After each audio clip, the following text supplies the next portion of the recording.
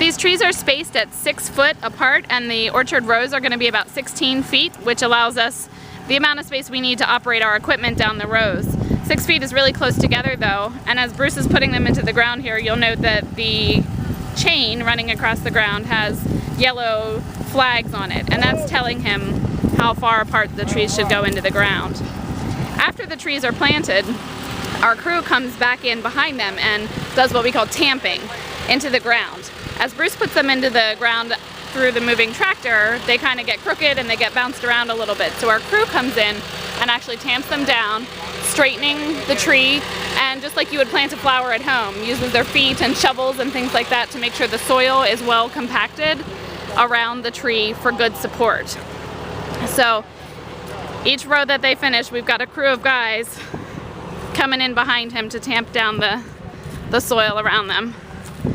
Just walk up here to take a look. Oftentimes in the spring we're working with really wet conditions, and you don't want the ground to be too wet when you're planting trees. You also don't want it to be too dry, so we do the best we can, and oftentimes if we know rain is coming, we work really hard to get as many trees in the ground as we can so that they get a nice drink right after they're planted, which is really good for their roots.